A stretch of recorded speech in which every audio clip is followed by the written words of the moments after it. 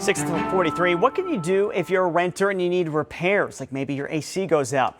Those 100-degree days will be here before you know it. We have one Saturday in the forecast. All new this morning, the Let Joe Know team looks at your rights, especially with so many people worried about being kicked out of their homes during this pandemic. Here's Joe Ducey.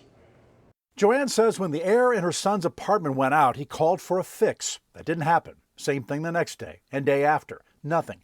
Finally, the complex said they'd be out, but nearly a week later, still no working AC. So far, it hasn't hit the hundreds, but when it does, complaints about no or slow air conditioning repair go way up. And in the desert, no air conditioning is an emergency. So how do you get action?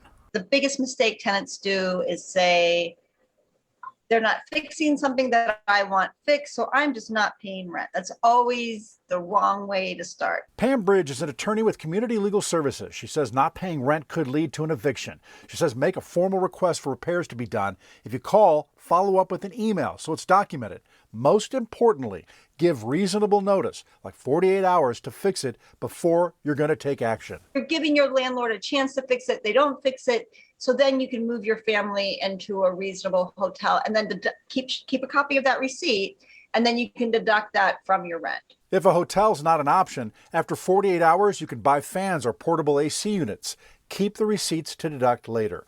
Pam says unlike some tenant issues, certain cities have ordinances in place involving AC, requiring landlords to provide adequate cooling systems, like Phoenix and Glendale, where air conditioners have to be able to cool habitable rooms, including restrooms, to 82 degrees. If they're failing to provide that, you can file a complaint with the city. No matter the case, you can't be evicted asking for repairs or filing complaints. I think tenants, like you said, don't want to rock the boat.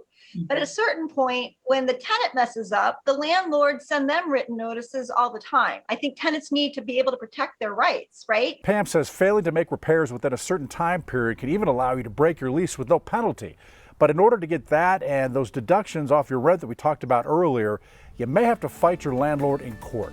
Go to abc15.com/letjoeknow for links to more resources on your rights while renting.